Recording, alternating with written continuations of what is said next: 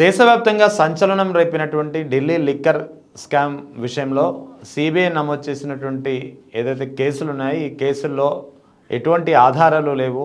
ఈ కేసులన్నీ కేవలం రాజకీయ ప్రేరేపితమైనవే అంటూ ఢిల్లీలోని రాస్ అవెన్యూ కోర్టు తేల్చి చెప్పడమే కాకుండా ఈ కేసులో మాజీ ముఖ్యమంత్రి కేజ్రీవాల్, మాజీ ఉప ముఖ్యమంత్రి మనీష్ సిసోడియా సహా ఇక్కడ తెలంగాణలో కవిత చాలామందికి క్లీన్ చిట్ ఇచ్చినటువంటి పరిస్థితి. సో దీని గురించి నిన్నటి నుంచి ఒక పెద్ద ఎత్తున చర్చ కూడా నడుస్తుంది.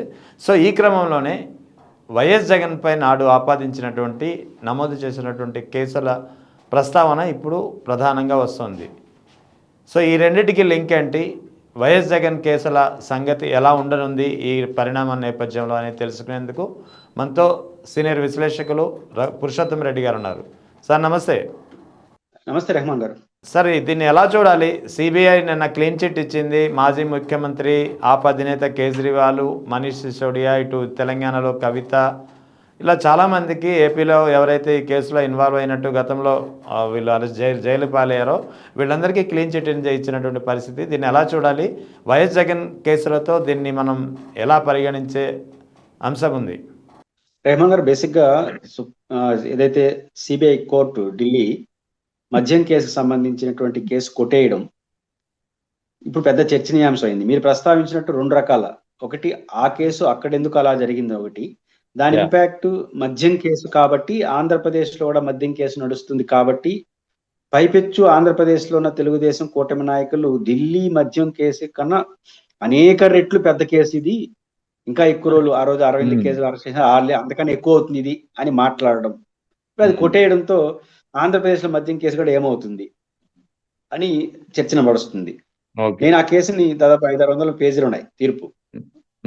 కొంత లీగల్ గా చూస్తే, స్టడీ చేస్తే నాట్ ఓన్లీ ఆంధ్రప్రదేశ్ మద్యం కేసు, సిబిఐ పాత కేసులు జగన్ అది కూడా నిలబడే ప్రసక్తి కనపట్లేదు.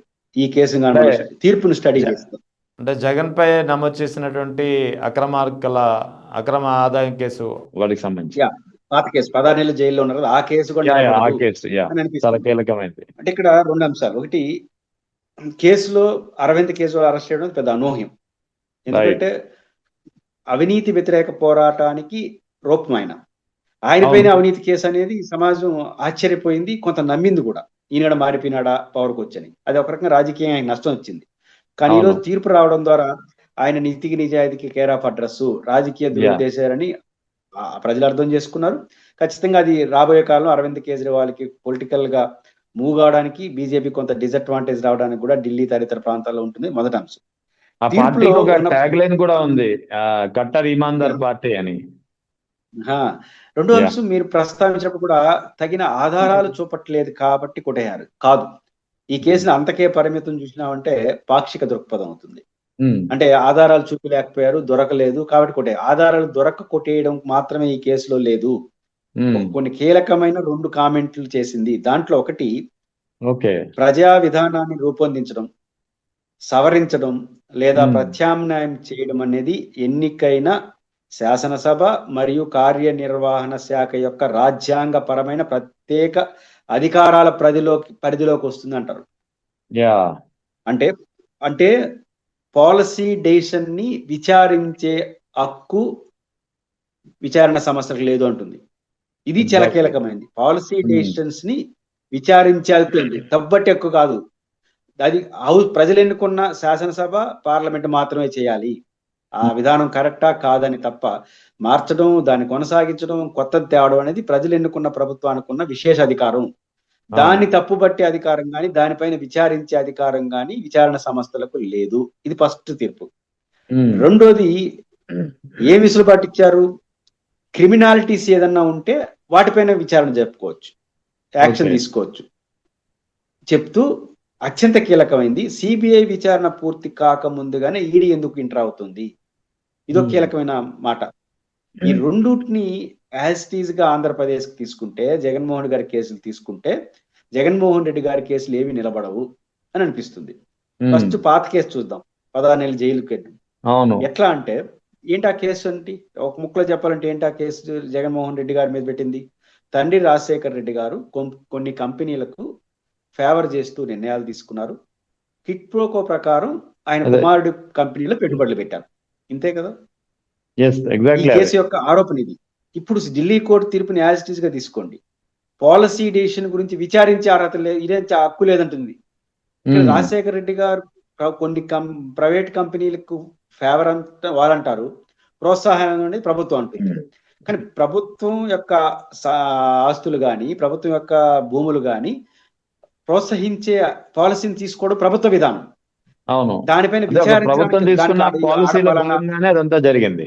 తీసుకున్నారు. ఆ పాలసీలో పలానా కంపెనీ ఉండింది, ఆ కంపెనీ వాడు జగన్మోహన్ రెడ్డి గారి కంపెనీలు పెట్టుబడులు పెట్టారు కాబట్టి దీని అవినీతి అంటాము అంటే అది కుదరదు. అసలు ఆ పాలసీని ప్రశ్నించే రైట్ విచారించడం విచార సమస్య పని కాదు అంటాడు. మరి ఆ లెక్క తీసుకున్నప్పుడు కేసు యొక్క మౌలికమైనదే పోయింది కదా జగన్మోహన్ రెడ్డి గారు. అంతే కదా. అవును, రాజశేఖర రెడ్డి గారు పాలసీ డెసిషన్ క్వశ్చన్ చేయకూడదు అన్నప్పుడు, ఇప్పుడు ఉదాహరణ ఇంకో మనం నేరుగా ఈ రోజుకి వద్దాం.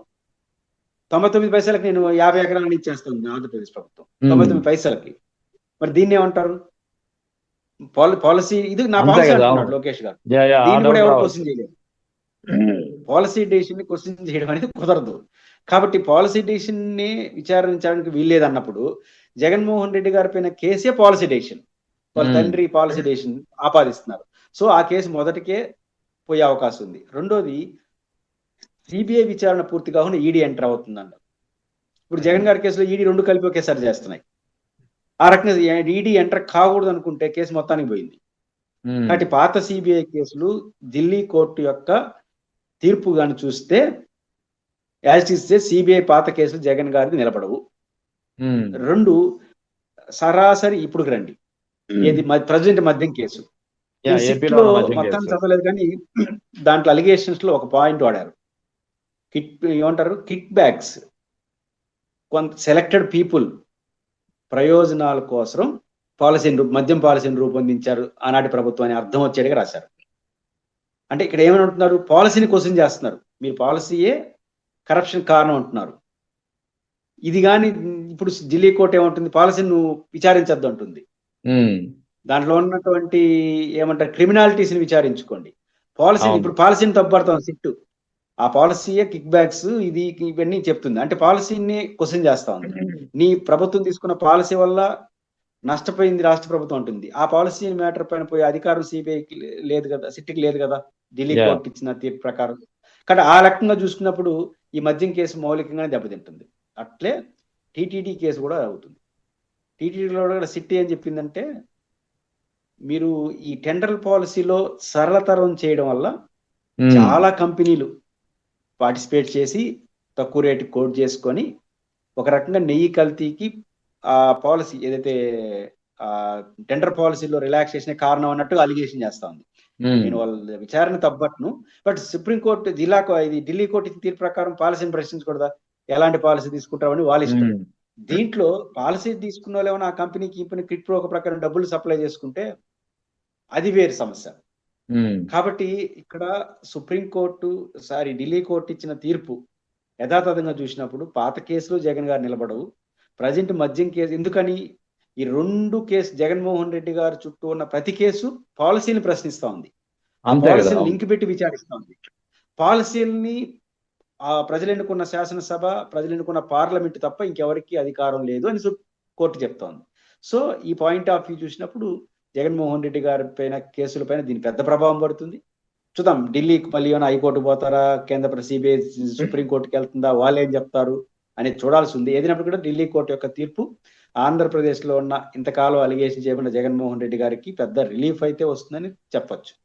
అయితే ఒకటి సార్, ఇక్కడ సాధారణంగా కోర్టులో ఏదైనా ఒక ఎక్స్ అనే కేసు ఒక విచారణకు వచ్చినప్పుడు గతంలో దానికి రిలేటెడ్ ఏదైనా తీర్పు ఉన్నప్పుడు దాన్ని రిఫర్ చేస్తుంటారు కదా వాదనలో. సో ఇప్పుడు జగన్ కేసు రేపు విచారణకు వచ్చినప్పుడు వైఎస్ జగన్ కేసు ఈ ఢిల్లీ మద్యం కేసులో వచ్చినటువంటి తీర్పును రిఫర్ చేస్తూ, అంటే పాలసీ మేకింగ్ని క్వశ్చన్ చేసే అధికారం లేదనేది ఏదైతే ఒక కీలకమైన పాయింట్ మీరు ప్రస్తావిస్తున్నారో, అక్కడ సిబిఐ ఢిల్లీ రాజధాని కోర్టు కూడా అదే అభిప్రాయం వ్యక్తం చేసిందో, దీన్ని ఆధారంగా చేసుకుని ఈ కేసుని రిఫరెన్స్గా తీసుకుని రేపు వైఎస్ జగన్ కేసులో ఇంప్లీడ్ అవ్వాల్సిన అవసరం ఉందా, లేకపోతే విచారణలో భాగంగా అది తనంతట తానే జరిగే ప్రక్రియగా ఉండబోతుందా?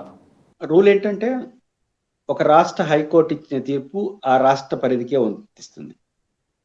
సుప్రీం కోర్టు ఇచ్చిన తీర్పు దేశానికి వర్తిస్తుంది. ఎస్, అయితే ఏ కోర్టు తీర్పునే రెఫరెన్స్ గా తీసుకుంటారు. అదే అంటున్నాను. ఆర్గ్యుమెంట్ బలం చేకూర్చు. ఇప్పుడు ఉదాహరణకు ఢిల్లీ మద్యం కేసులో ఈ తీర్పు ఇచ్చారు. దాన్ని అవును. యాజిటీస్ కి తీసుకొచ్చి ప్రజెంట్ మద్యం కేసు వాదించారనుకోండి, సహజంగా ఈ రాష్ట్ర కోర్టు కూడా దాని పరిగణలో తీసుకొని ఆ తీర్పుని కోర్టు చేస్తూ తీర్పు ఇవ్వచ్చు. లేదు ఇది ఆంధ్రప్రదేశ్ సంబంధించిన విషయం, మేము గో హెడ్, మేము పోతామంటే అడిగేదానికి లేదు. బట్ మరి సుప్రీంకోర్టుకి వెళ్తారు వీళ్ళు. ఒక్కొక్క కోర్టు ఒక రకంగా ఇచ్చిన తీర్పు. ఇప్పుడు చంద్రబాబు నాయుడు గారిని అవునవును.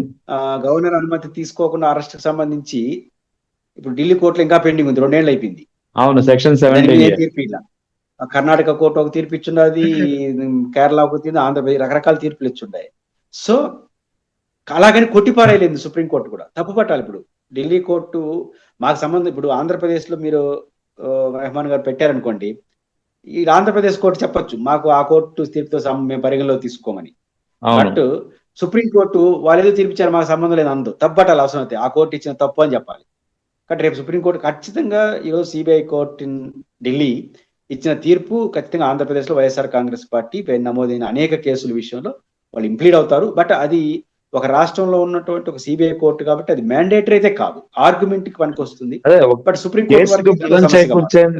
కేసుకు బలం చేకూర్చేందుకు ఒక రిఫరెన్స్ గా అయితే ఖచ్చితంగా ఉపయోగించుకోవచ్చు. ఖచ్చితంగా బలం చేకూరుస్తుంది.